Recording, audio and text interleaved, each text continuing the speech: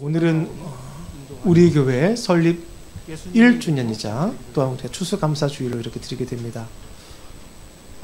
어제 설립 예배를 드린 것 같은데 벌써 1년이 흘렀습니다. 정확하게 1년이 되죠. 우리 빛의 교회가 종교개혁 기념일인 10월 31일 날 설립 개청 예배를 드리게 하셨고, 오늘 또 그 종교개혁 주일입니다. 이 종교개혁의 원리가 무엇입니까? 오직 말씀으로. 그리고 이 말씀은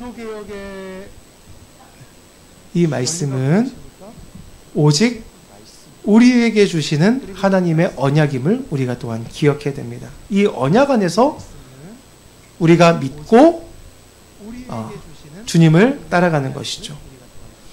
제가 얼마 전에 저와 같이 목사 안수를 받으신 목사님이 계십니다.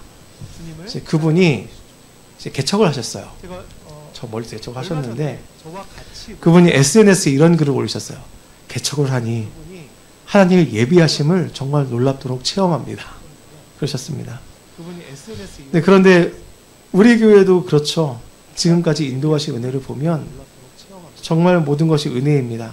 개척하는 과정에서부터 지금까지 인도하시는 그 모든 과정들, 이 땅에 정착하는 과정들까지 보면 정말 놀라운 예비하심을 우리가 경험해 왔습니다. 네, 이러한 주님의 예비하심은 비단 교회에서만이 아니라 우리 모든 성도들의 삶에서도 그러합니다. 때로는 우리가 이해되지 않는 상황을 만나기도 합니다. 그런데 하나님께서는 그 상황까지도 사용하셔서 주님의 위대하신 계획 가운데에 들어가 있게 하시고 주님의 일을 이루어 가시는 것을 우리는 보게 되어집니다. 오늘 본문에 등장한 이 아브라함이 그러합니다. 우리가 흔히 아브라함으로 알고 있는 이 사람이 오늘 본문에는 아브람으로 나타나 있습니다. 아직 믿음의 조상이라고 칭함을 받기 전이기에 그가 아브람이라는 이름을 가지고 있습니다. 당시 최고의 문명 국가에 살던 사람이 이 아브라함이었습니다. 갈대아 우르, 흔히 우리가 수메르 문명이라고 부르죠. 세계 최초의 문명. 어떤 사람들은 그럽니다. 이 수메르 문명이 이게 외계인이 만들어 놓은 거 아니냐, 그럴 정도로.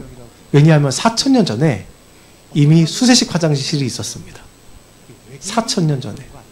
저는 초등학교 5학년 때에서야 집에 수세식 화장실이 생겼습니다. 네, 그 전에는 이제 변소가 저 멀리 있었어요.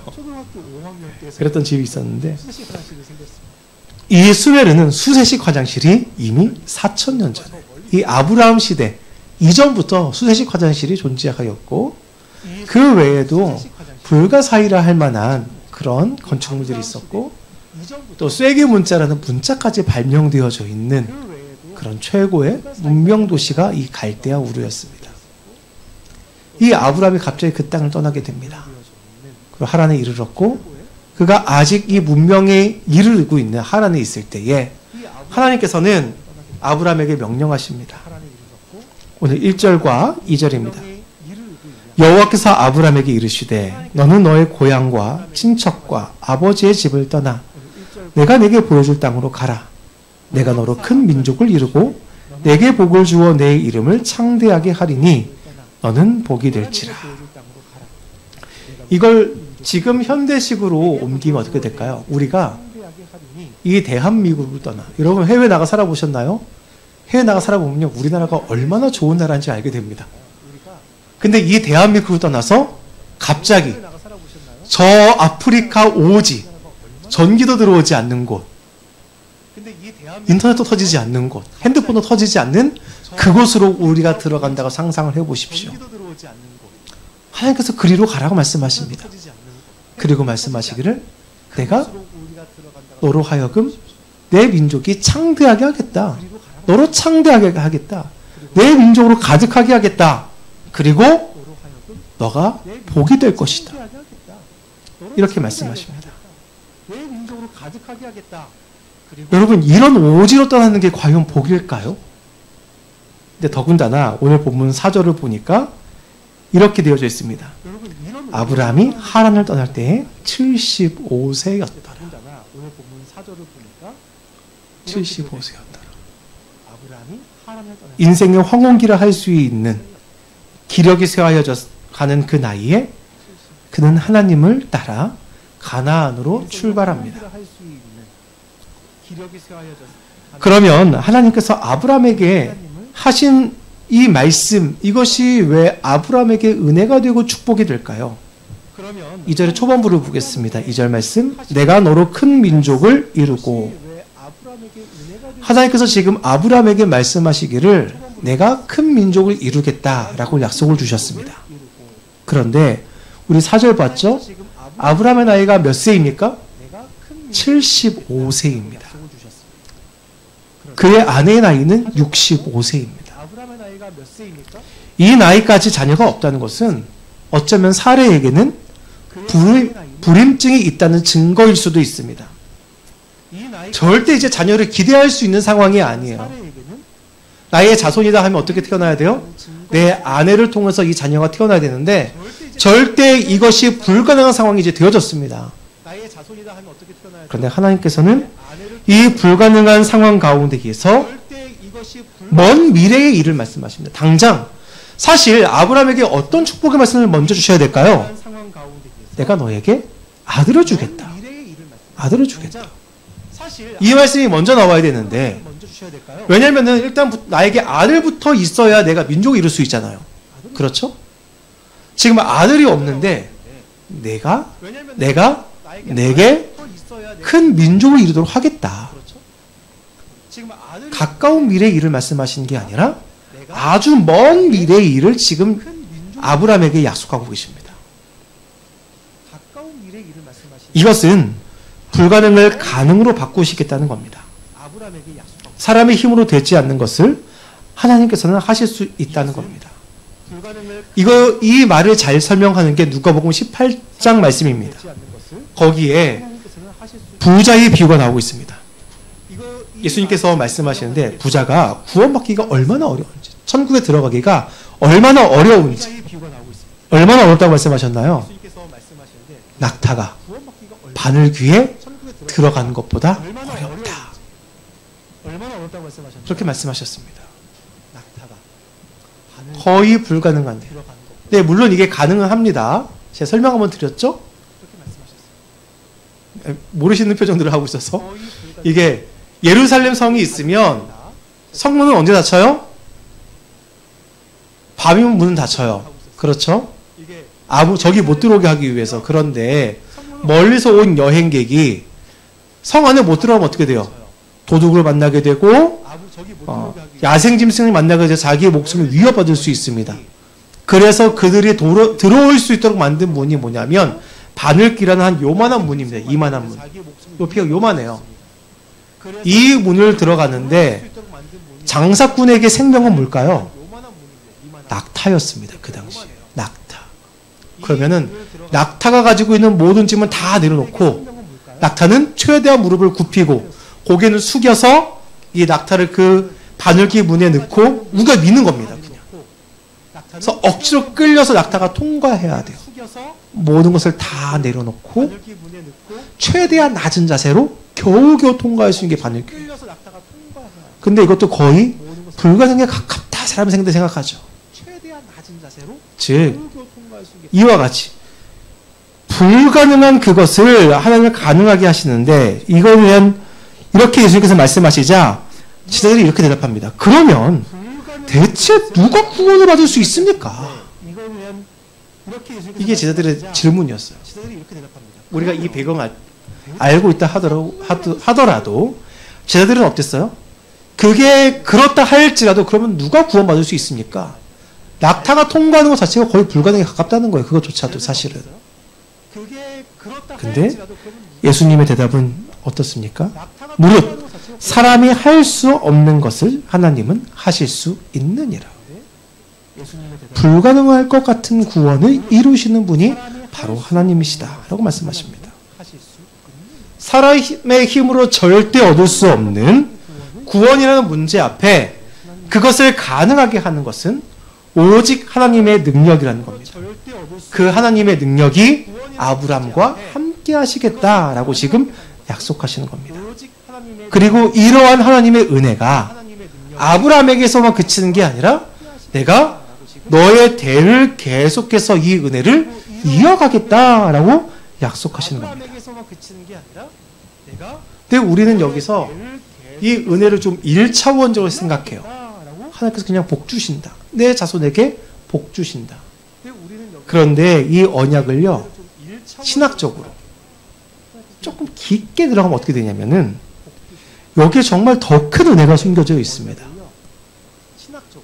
우리는 대개 하나님께서 복을 주신다 이 내용만으로 와 이거 정말 은혜롭다 이런 복을 받아야지 생각하지만 이 문장 안에는 그러니까 우리가 깊게 공부하지 않으면 모르는 그런 은혜가 숨겨져 있습니다. 그것은 무엇이냐면 하나님께서 이 언약을 이 문장이 어떤 문장이냐면 왕과 왕이 대등한 관계로 언약을 맺을 때 쓰는 문장이에요. 이 언약조차도. 그러니까 하나님께서 어떻게 하신 거예요? 스스로 우리와 같은 레벨로 낮추시고 우리를 높이셔서 대등한 관계로 우리에게 이 언약을 하신다. 아브라함에게 언약을 하셨다는 겁니다. 여러분 이것이 상상할 수 있는 일입니까? 우리의 창조주께서 피조물인 우리와 대등한 관계로 언약을 맺으셨다. 그래서 이것을 그 피터 릴백이라는 신학자는요, 이걸 어떻게 썼냐면요, 바인딩 오브 갓 이렇게 이야기했어요. 바인딩 오브 갓. 무슨 뜻일까요? 하나님의 속박. 하나님께서 스스로를 속박하셨다. 스스로를 구속하셨다. 왜? 우리를 위해서. 우리를 위해서. 그렇게 하나님께서 우리에게 다가오셔서 이러한 약속을 베푸십니다. 그런데 이 언약의 중요한 말이 2절 후반부에 등장합니다. 2절 후반부 너는 복이 될지라. 복이 될지라. 그럼 여기서 복이 된다라는 말은 무엇일까요? 예전 성경에는 이 문장이 어떻게 번역되어 있었냐면 너는 복의 근원이 될지라 이렇게 번역되어져 있었습니다. 그럼 복이 된다는 것은 이것에 대한 설명이 3절부터 나옵니다. 3절 너를 축복하는 자에게는 내가 복을 내리고 너를 저주하는 자에게는 내가 저주하리니 조금 더 원문에 가깝게 읽어드릴게요. 너를 축복하는 자들에게는 내가 복을 내리고 너를 저주하는 자에게는 내가 저주하리니 땅의 모든 족속이 너를 위하여 복을 얻을 것이니라 하신지라. 여기서 너를 축복하는 자 혹은 축복하는 자들 이 의미는 무엇일까요? 이는 아브람과 그 자손을 하나님께서 사용하시는 축복의 대리인으로 인정하는 자들. 아브람과 그의 자손이 뭐라고요? 하나님께서 사용하시는 축복의 대리인들이다. 그러면 유대인을 뜻하는 걸까요?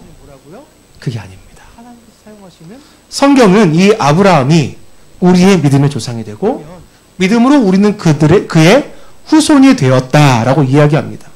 즉, 이 이야기는 하나님께서 자신의 언약 백성으로 삼으신 것이 아브라함과 그와 함께 믿음의 자손을 되는 우리 모두에게 이 동일한 축복을 하시겠다는 겁니다. 그게 뭐예요? 너는 복이다. 너는 복이 될지어다. 그리고 그것이 그러면은 이 복은 무엇이냐? 우리에게 어떤 복이 임했나요? 구원이라는 복이 임했어요. 구원이라는. 여러분 이거보다 더 큰 복은 없습니다. 우리가 세상에 많은 금은보화를 가졌다 할지라도 죽으면 한 줌의 재가 될 뿐입니다. 우리는 그 재물을 다 가지고 가지도 않아요. 재물과 영광과 존귀가 우리에게 중요한 것이 아니라 우리에게 가장 큰 복은 바로 하나님이 나의 아버지가 되시는 것이 바로 우리의 복입니다. 그리고 이 복, 이 구원을 흘려보내는 자가 되는 것. 그래서 복의 근원이 될지라. 너는 복이다. 왜? 너를 통하여 이 구원이 흘러가기 때문에, 이 복이 흘러가기 때문에 너는 복이다. 이렇게 말씀하시는 거예요. 너를 통하여 이 구원이 흘러가기 때문에 많은 사람이 아브라함의 복이 그가 뭐 방백이 되고 그가 많은 재물을 거느리게 되어지고 장수하고 많은 민족을 이루게 되어지고 이걸 생각하지만 여러분 그게 진짜 복이 아닙니다. 이 아브라함이 복 그 자체가 되었다는 사실이 복입니다. 이것은 무엇입니까? 구원받은 백성이 되고 구원받은 백성으로 이 복음을 흘려보내며 이 땅에서 구원받은 백성으로 살아가는 것 그 자체가 복이라는 거예요. 근데 아브라함이 여러분 그렇게 살아가는 게 순탄했습니까? 순탄하지 않습니다. 하나님께서 아브라함을 이 가나안으로 가라 하셨어요. 창세기 12장 아직 한 장도 안 넘어갔어요. 근데 아브라함이 어떻게 합니까? 남방에 내려갔더니 기근이 들어. 아 이거 못 살겠어. 우리 죽겠어. 해가지고 어디까지 가나요? 애굽까지 내려갑니다. 애굽에 내려갔더니 무슨 일이 있나요? 자기 아내가 너무 아리따운 거로 이 아내를 뺏깁니다. 다시 하나님께서 직접 개입하셔가지고 이 아내를 어찌어찌 찾아가지고 올라옵니다. 올라오더니만은 이제 자기의 조카 롯이 롯의 목자들과 자기의 목자들이 싸우기 시작합니다. 그래서 갈라섭니다. 아브라함의 인생이 어떠합니까? 순탄하지가 않습니다. 내가 너를 복으로 불렀다 하지만 아브라함의 삶을 보면 어쩌면 과연 이렇게까지 사는 게 복일까 싶을 정도로 그가 처절한 삶을 살아가는 걸 우리가 보게 됩니다. 이방인들 사이에서 살아가는 그의 삶이 녹록하지만은 않았습니다. 그럼에도 불구하고 성경은 이 아브라함의 삶이 복이 있다라고 이야기합니다. 또한 이런 아브라함의 복이 우리에게 동일하게 임했습니다. 로마서 4장에 성경이 무엇을 말하느냐? 아브라함이 하나님을 믿음에 그것이 그에게 의로 여겨진 바 되었느니라 함. 이렇게 말씀하셨어요. 아브라함이 하나님을 믿는 것이 무엇입니까? 바로 약속을 믿었습니다. 약속. 하나님께서 우리에게 주신 이 약속. 그럼 이 약속은 무엇인가요? 하나님께서 스스로를 아까 앞에서 말씀드린 대로 바인딩 오브. 스스로 하나님께서 자기를 속박하시면서까지 우리에게 이것을 주시고자 우리에게 내밀어 주신 거예요. 그리고 이 언약을 통해서 우리가 믿음이 생기게 되어지는 것이고 이 믿음을 통하여 우리는 아브라함의 자손이 되어 동일한 복을 누리며 살아가게 되어집니다. 즉 우리는 구원을 받고 그 구원받은 자로서 이 땅에서 살아가는 모든 순간순간이 하나님의 복이라는 겁니다. 그런데 여러분 우리가 살아가는 삶이 아브라함처럼 쉽지 않습니다. 근데 성경은 이것이 우리에게 복이라 말합니다. 왜 복일까요? 하나님의 언약 백성으로서 우리가 이 땅에 살 때 어떻게 하면 언약 백성으로 살 수 있을까 우리가 고민합니다. 그리고 노력합니다. 그런데 또 잘 되지 않는 우리들을 발견합니다. 그러면 우리는 어떠합니까? 아, 난 이렇게 왜 안 될까? 내가 구원받는 거 맞나 하면서 낙심하기도 합니다. 넘어지기도 합니다. 그런데 그럼에도 불구하고 넘어지고 낙심한 우리를 끝까지 너는 내 백성이라고 부르시면서 너는 내 아들이라 부르시면서 넘어지는 우리를 다시 일으키시는 하나님의 은혜를 우리가 발견한다는 겁니다. 마치 아브라함이 조카 롯과 갈라설 때에 하나님께서는 그 헛터치 서 있는 그에게 말씀하십니다. 그 땅을 두루보라. 약속을 받았으나 아직도 자식이 없는 그에게 내가 너의 복이다. 그렇게 말씀하시는 하나님의 은혜. 이게 동일하게 우리에게도 펼쳐진다는 겁니다. 우리에게 이 언약을 주셨지만 주의 백성으로 살아갈 수 있도록 우리에게 말씀을 주시고 믿음을 주셨지만 때로는 그 믿음이 우리에게서 멀어진 것과 같은 그 순간에조차 하나님은 우리에게 다가오셔서 내가 너를 도우리라 말씀하시고 주님께서 예비하신 그 길로 인도해 가고 계시다는 겁니다. 아브라함이 애굽에 내려갔다 올라오게 되어지고 그러는 과정에서 그가 100세 될 때에 하나님은 그에게 자녀를 주셨습니다. 야곱은 그의 형 에서와의 갈등을 통해서 쫓겨서 삼촌 라반의 집에 가게 되어지고 거기서 부모가 원하는 민족과 결혼하는데 그것이 누구입니까? 라반의 딸들과 결혼하게 되어집니다. 이방 여인이 아니라 온전한 하나님의 민족을 이루기 위한 하나님의 과정이었습니다. 모세는 자기의 혈기를 못 이겨 사람을 죽였지만 하나님께서는 그로 말미암아 그를 40년 동안 광야에 보내셨고 그 광야에서 그를 훈련시키셨습니다.